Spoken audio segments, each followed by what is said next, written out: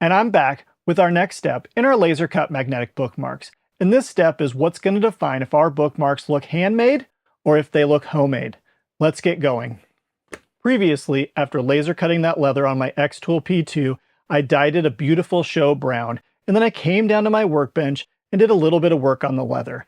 That included cleaning up one of the edges that I won't have access to once we glue things up today. The other thing I did was remove some material from the inside of this leather. That's going to allow our magnets to have less leather to need to reach through so that they get a better grip on each other.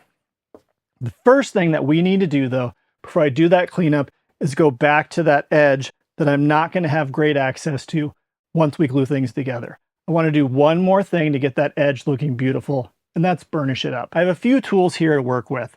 First off, I've got my burnisher and my burnishing gum. That's going to handle burnishing that inner edge. We're going to use this now and later on in the process. I've got my scratch awl, which is what I like to use to apply that burnishing gum to the edge. I've also got my glue, which we're going to need in a little bit. And I've got a Sharpie, which is going to play one of the most important roles so I don't screw this thing up. Let's go ahead and get that edge burnished up, and then we can tackle the gluing. For burnishing this edge, I'm only going to need these tools. So I'm going to go ahead and set my glue and my Sharpie aside. Now for burnishing this inner edge, what our goal is to do something similar to when we sand wood for woodworking. We want to take care of this edge, get it feeling nice and smooth, as well as give it a nice glossy look. This helps us in two ways. One, it feels and looks a lot better. But the second thing is getting those fibers kind of laid and sealed down prevents them from transferring the dye on them to something else.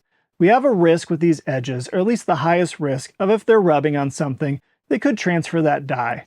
So doing the burnishing helps us out and gives it a nice protective coating on that to hopefully prevent that from happening. Like I said, I'm going to use this burnishing gum, but you can use water for this. And it's one of those things where a little bit goes a long way. I like to take my awl and just dab a little bit on the edge and get a little bit of that burnishing gum on. Now I use a burnisher like this right here, and it's got different notches on there for different thicknesses of material. But other people use a bit of canvas, and you could probably do this in a pinch with a paper towel or a rag and a little bit of water. The key is giving friction. Now we don't want to give too much pressure because we don't want to deform the edge of the leather. We just want to go back and forth with that burnishing gum on there in our tool and create friction on that edge. And it's going to give us a nice glossy look. Lay those fibers down, press them together, and hopefully prevent any dye transfer in the future. We're going to go back quite a few times, back and forth, until we see that getting nice and glossy.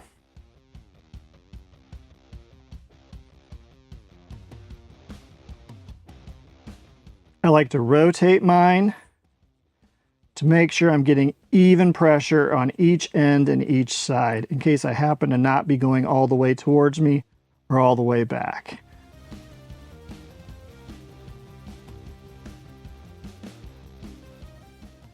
Now it's probably difficult to see on camera, but if you look at these two together, the one has a rough edge and the one we just burnished has a nice smooth polished edge.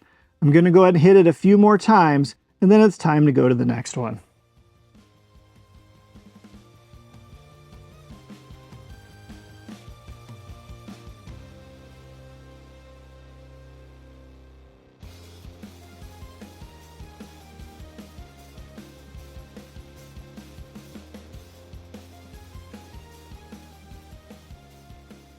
Now with burnishing complete, we've got some nice smooth inner edges on those. We're going to have to take care of the other edges once we glue everything up, but that's going to handle those two edges that are just a lot harder to get to, and we wouldn't be able to burnish those once they're glued.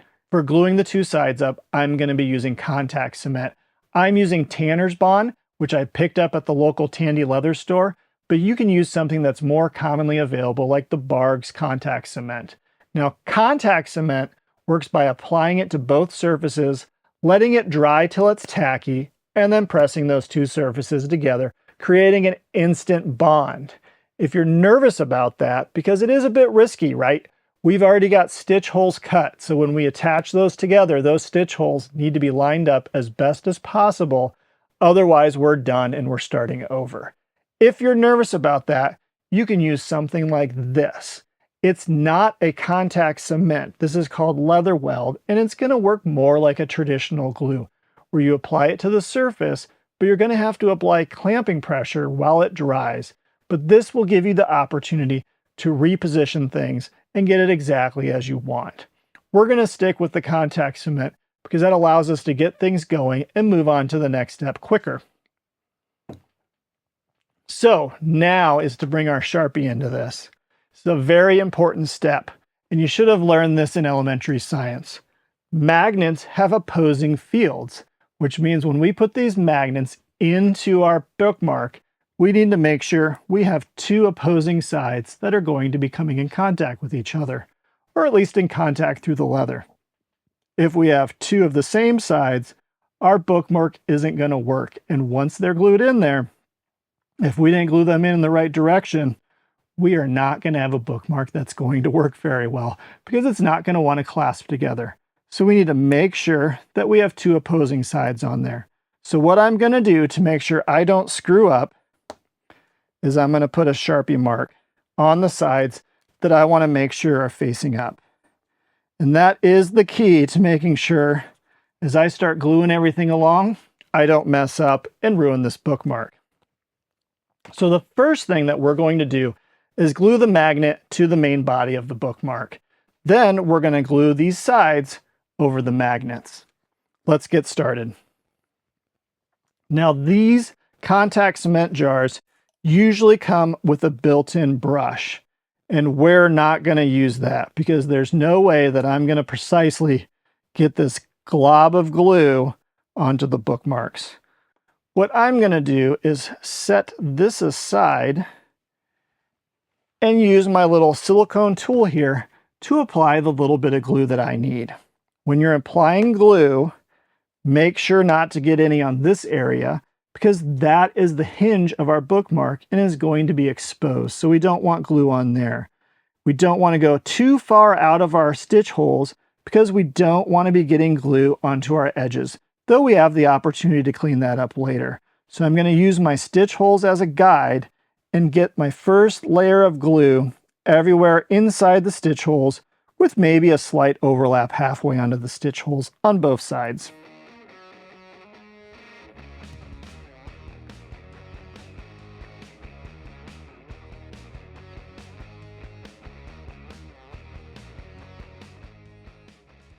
Now we're applying enough glue on this main body to handle both gluing our magnet on and also getting the surfaces that will attach to the other side of the leather when it's put on.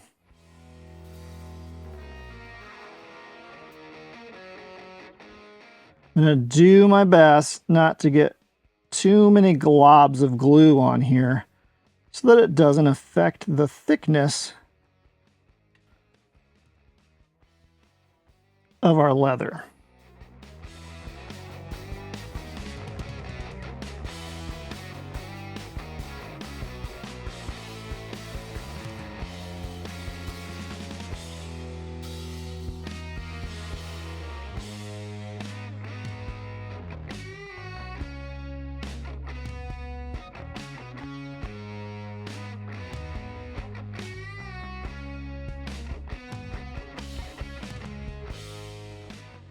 Then we're going to apply glue carefully onto the back side of our magnets.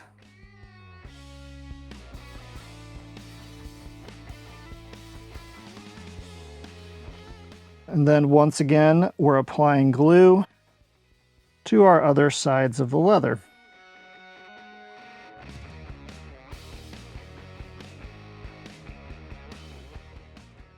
And now I just need to wait for that contact cement to get a little dry and tacky.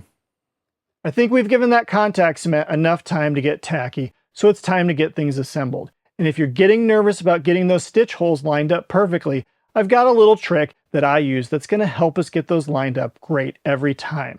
I've added a couple more tools that we're going to use, and I'll touch on those later. But the first thing we need to do is get those magnets on there. And there's two things we need to keep in mind when we're doing that. Number one, we need to make sure those pink dots that we made with the Sharpie are pointing up so that we have two opposing sides that are meeting each other when we close that bookmark. The second thing is we need to use those stitch holes as reference to get those magnets positioned in about the same spot on the bookmarks on each side, so that when we fold it together, they're also coming in contact with each other as well. Let's go ahead and do that. We're going to apply those to the center of our main body piece. Getting those lined up, and I've grabbed a toothpick here to help me get stuff lined up as best I can. And like I said, you need to be careful, because as soon as you push down hard enough on that magnet, that contact cement is going to lock together. And it's going to be extremely difficult to reposition anything. As long as I use some light touches, I can slide it around a little bit so that I don't get anything on there too crooked. That's looking pretty good, so I'm going to go ahead and press down with my toothpick here. I may even use the back of my scratch awl just so I get some good pressure on there. Okay, so like I said, we've got two more tools that we're going to work with. Technically three, but one you've seen before. The first thing is this very heavy roller. When I get the leather together, I can use this heavy roller to push the two pieces together, which should help get that contact cement bond tight. The other thing I have is what's called a bone folder, and it allows me to get into the crannies and the nooks of that leather and really get things pressed in. So I've grabbed that just in case I need a little bit of help forming it around the magnet. Like I said, I've got one thing you've seen before if you watched my video on the saddle stitching of the bookmark when we did a very basic bookmark, and I've got a couple needles. Now we're not doing any stitching right now.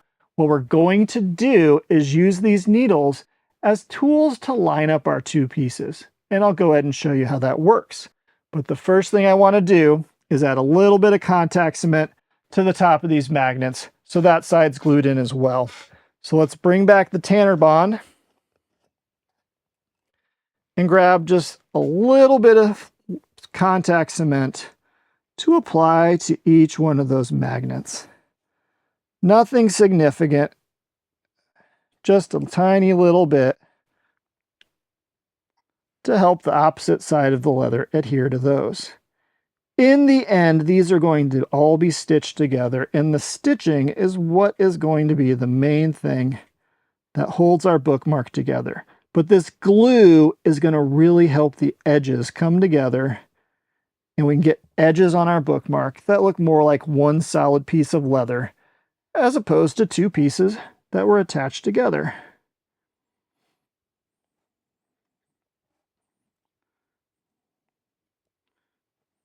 I think that's good enough. And we're going to give that a little bit of time to get tacky as well. And then we can apply these two opposite sides. With that now being tacky, here's what we're going to do our best job of getting things lined up. I'm going to stick my needle in one of these holes. Take our opposing piece and line up its corresponding hole.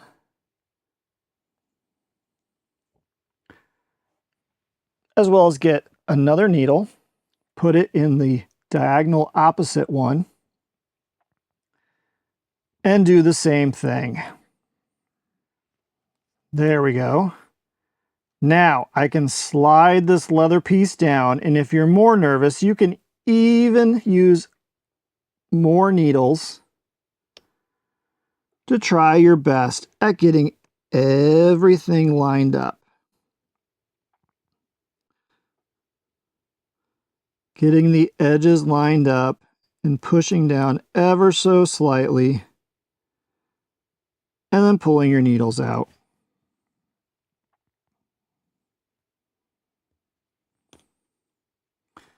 Now, one thing I like to do before I apply too much pressure is lift it up and just confirm, looking at the light through the holes, that I've got everything lined up properly. And from what I can tell, I'm good to go. I can take my roller and get this all rolled out. And with that heavy pressure, we're going to get a good seal of that contact cement. I don't even think I'm going to need this bone folder. But if I wanted, I could come in on the edges and take care of that. But I don't think it's necessary. Next up, we handle the other side. Same process. Let's stick a needle in our diagonally across holes.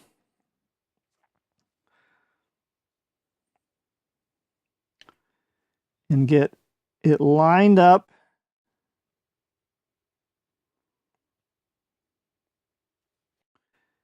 And slid down.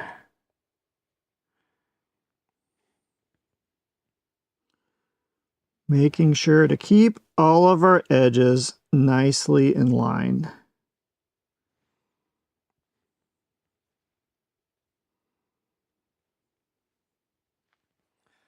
Pull our needles out. Just visually confirm up against the light that we can see through all of our holes. And use our roller to get some good pressure. I can flip that over now that I have both sides covered. And I can roll out both sides. And if you notice there, my magnets are trying to stick to my metal roller a little bit.